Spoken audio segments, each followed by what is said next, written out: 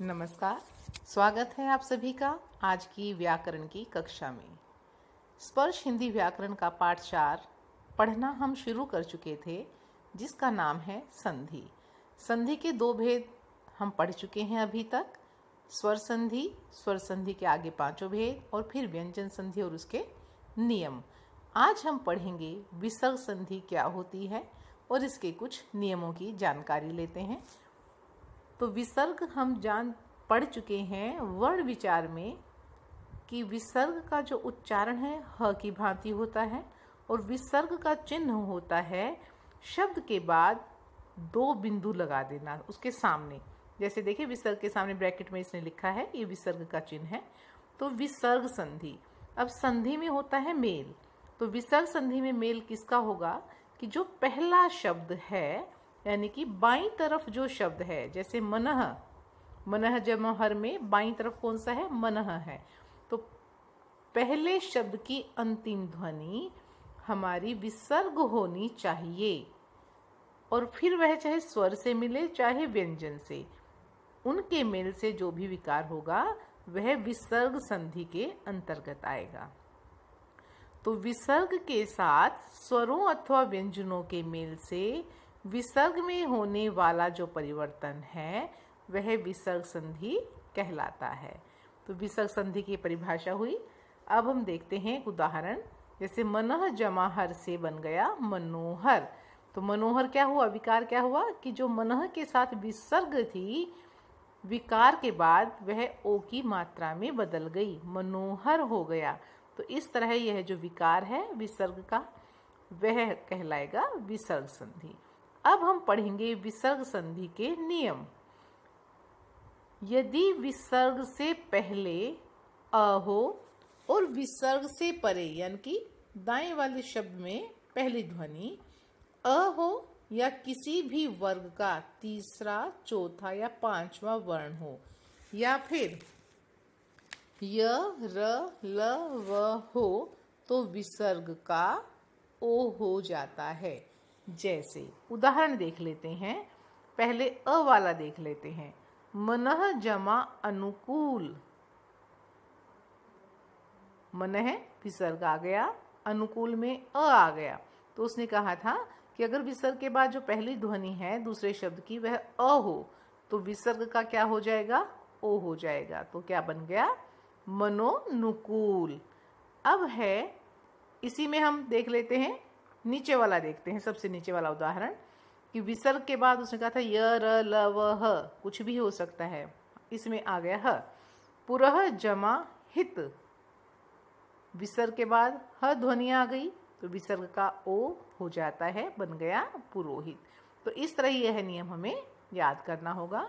आगे बढ़ते हैं दूसरे नियम की ओर। दूसरा नियम क्या कहता है? यदि विसर्ग से पहले आ को छोड़कर विसर्ग से पहले यानी कि जो पहला शब्द है बाईं तरफ वाला, उसमें विसर्ग से पहले जो ध्वनि है वह क्या है? उसमें अ या आ नहीं होना चाहिए। अ या आ को छोड़कर कोई भी स्वर हो और विसर्ग से परे यानी कि दाईं ओर वाले शब्द की पहली ध्वनि में विसर्ग से परे कोई स्वर हो, यानी कि सामने विसर्ग के बाद स्वर आ जाए, या वर्ग का तीसरा, चौथा या 5वां, वर्ग का तीसरा, चौथा, 5वां अर्थात मान लो क वर्ग है तो क ख तो पहले 2 हो गए, ग घ ङ ये हो गए तीसरा, चौथा, 5वां वर्ण। अगर इनमें से कोई हो किसी भी वर्ग में से, अथवा य, र, ल, व हो तो विसर्ग का परिवर्तन हो जाता है र हलंत में, स्वर रहित र में। उदाहरण से हम बात देखते हैं। जैसे निह जमा आशा। निह जमा आशा। तो उसने कहा था कि विसर्ग से पहले अ या आ को छोड़कर, अब निह से में विसर्ग से पहले है ई, ठीक है, न जमा ई और विसर्ग ई आ गया, एक कंडीशन पूरी हो गई। अब है आशा कि विसर्ग के बाद कोई भी स्वर आ जाए, स्वर आ गया आ, तो विसर्ग किस में परिवर्तित हो जाएगी? र में हो जाएगी। निर्जमा आशा निराशा हो जाएगा। विसर्ग र में बदल गया र में आ जुड़ा तो रा हो गया, निराशा। एक और उदाहरण देख लेते हैं। दुह जमा जन। दुह में विसर्ग से पहले कौन सी ध्वनि है? उ। उसने कहा था अ या आ को छोड़कर कोई भी ध्वनि हो, ठीक है, इसमें उ आ गया। अब जन में पहला वर्ण क्या है? ज। क्या किसी वर्ग का तीसरा, चौथा, पांचवा ये है? च, छ, ज, तीसरा वर्ण है। तो विसर्ग के बाद तीसरा वर्ण आ गया, तो विसर्ग किस में परिवर्तित होगी? र में, र हलंत में। और जो ऊपर र चढ़ता है वो हलंत वाला ही होता है, तो दुह जमा जन से बन गया दुर्जन। अब तीसरा नियम देखते हैं कि विसर्ग का श में परिवर्तन होना। यदि विसर्ग से पहले कोई स्वर हो, कोई भी स्वर, और उसके बाद विसर्ग के बाद च, छ या श हो, तो विसर्ग का परिवर्तन किस में होगा? श में होगा। उदाहरण देखते हैं। जैसे विसर्ग के बाद च आ गया किसमें? निह जमा च। निह, विसर्ग से पहले ई स्वर आ गया, एक शर्त पूरी हो गई। दूसरी शर्त क्या है? विसर्ग के बाद च हो, चय में च आ गया। निह जमा चय, निश्चय। विसर्ग किस में बदल गई? श में। तो विसर्ग का श में परिवर्तन हो जाता है। एक और उदाहरण देख लेते हैं, तीसरे वाला देख लेते हैं। दुह जमा शासन। विसर्ग से पहले उ स्वर आ गया, विसर्ग के बाद श आ गया। उसने तीन बोले थे ऊपर, च, छ या श। श आ गया तो विसर्ग का क्या बन जाएगा? श, दुशासन। तो इस तरह से दुशासन लिखा जाएगा। यह नियम हुआ पूरा। अब अगले नियम की ओर चलते हैं। चौथा नियम क्या है विसर्ग का? विसर्ग संधि का विसर्ग का स में बदल जाना।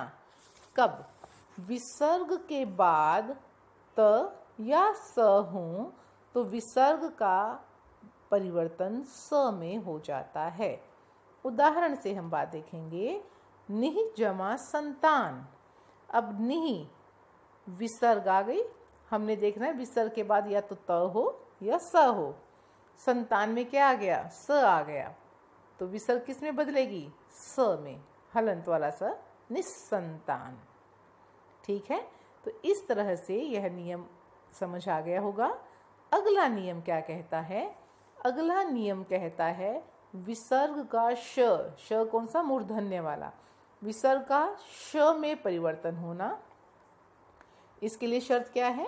कि विसर्ग से पहले ई या उ हो और विसर्ग के बाद में क, ख, ट, ठ, प, फ, इन तीनों के पहले, तीन वर्गों के पहले दो दो व्यंजन, इनमें से कोई वर्ण हो तो विसर्ग का श हो जाता है। उदाहरण से देखेंगे तब स्पष्ट होगा। विसर्ग के बाद क होना। निह जमा कलंक। निह, विसर्ग से पहले ई आ गया, एक शर्त पूरी हो गई। दूसरे में वो कहता है उसके बाद क हो, क है, कलंक में क है, तो विसर्ग किस में बदलेगी? श, षटकोण वाला जिसे आप कहते हैं। तो निह जमा कलंक, निष्कलंक, मूर्धन्य श आ गया। एक और उदाहरण देख लेते हैं। निह जमा फल, प फ भी बोला था उसने, तो नि में ई की मात्रा आ गई विसर्ग से पहले और विसर्ग के बाद फ आ गया, तो विसर्ग किस में बदलेगी? श में बदल जाएगी। इस तरह यह हो गया निष्फल। अब एक नियम और है इसका जो हमें बताया गया है इसमें, वह है विसर्ग का लोप हो जाना, कि उसमें कोई परिवर्तन होकर हमें बदलाव के बाद कुछ नहीं लिखना है विसर्ग की जगह, विसर्ग उसमें से गायब ही हो जाती है। लोप मतलब गायब हो जाना। यदि विसर्ग के बाद र हो तो विसर्ग का लोप हो जाता है, लेकिन जो पहला स्वर है विसर्ग से वाला, विसर्ग से पहले जो स्वर है उसकी मात्रा दीर्घ हो जाएगी। अगर ह्रस्व है, अगर ह्रस्व ई है तो दीर्घ ई हो जाएगी। उदाहरण देखते हैं। देखिए, निह जमा रोग, निरोग। नीचे देखिए फर्स्ट पॉइंट के इसमें निह विसर्ग के बाद उसने कहा यदि र है, रोग में र आ गया तो विसर्ग तो लोप हो गया विसर्ग का, और निह पर जो ई की मात्रा थी छोटी जिसे आप कहते हैं वह किस में बदल जाएगी? दीर्घ ई में, बड़ी ई की मात्रा में। निरोग, निह जमा रस, नीरस। तो लोप होने का एक तो यह नियम है। अब दूसरा नियम भी है। यदि विसर्ग से पहले अ या आ हो और विसर्ग के बाद कोई अन्य स्वर हो तो विसर्ग लुप्त हो जाती है। अतएव शब्द देखिए, अतः जमा एव। अतः में विसर्ग है, विसर्ग से पहले कौन सी अंतिम ध्वनि है? अ, स्वर आ गया, और विसर्ग के बाद भी क्या है? स्वर आ गया ए। तो दोनों तरफ स्वर हो गए तो विसर्ग हट जाएगी, उसका लोप हो जाएगा। लिखेंगे हम अतएव, अतएव, इसको इकट्ठा कर देंगे, विसर्ग बीच में से हटा देंगे, अतएव। तो यह थे संधि के नियम, विसर्ग संधि के, जो ये अभी तक आधार पढ़े थे हमने, नियम पढ़े थे। ये संस्कृत के आधार पर ही हिंदी के में भी प्रचलन में है। अब कुछ हिंदी भाषा की भी अपनी संधियां हैं, उन्हें देख लेते हैं। कुछ उदाहरण दिए गए हैं, जैसे इस जमा ही से इसी बनेगा, जब जमा ही होगा तो जब भी लिखेंगे, अब जमा ही से अभी, यानी कि जो ब है वह भय में बदल रहा है, ह हट जाएगा। चाचा जमा एरा चचेरा, तो ये बहुत सारे शब्द इसने दिए हैं। उस जमा ही उसी, कहाँ जमा ही कहीं कहीं, यहाँ जमा ही यहीं, यह जमा ही यही, इस तरह आगे भी शब्द दिए गए हैं, ये आप पढ़ेंगे। अब हम देख लेते हैं अध्याय में संक्षेप में हमने क्या पढ़ा है। दो निकटवर्ती वर्णों अर्थात ध्वनियों के पारस्परिक मेल से उनमें जो विकार होता है उसे संधि कहते हैं। दूसरा बिंदु है, संधियुक्त वर्णों को अलग करके संधि से पूर्व की अवस्था में लाना संधि विच्छेद कहलाता है। तीसरा, दो स्वरों के मेल से उनके स्वरूप में होने वाले परिवर्तन को स्वर संधि कहते हैं। चौथा, किसी भी व्यंजन के बाद स्वर या व्यंजन आने पर जो परिवर्तन होता है उसे व्यंजन संधि कहते हैं। और पांचवा बिंदु है, विसर्ग के साथ स्वरों अथवा व्यंजनों के मेल से विसर्ग में होने वाले परिवर्तन को हम विसर्ग संधि कहते हैं। तो आज हम यही इतना ही करेंगे, इसके बाद करते हैं अभ्यास कार्य। तब तक के लिए धन्यवाद।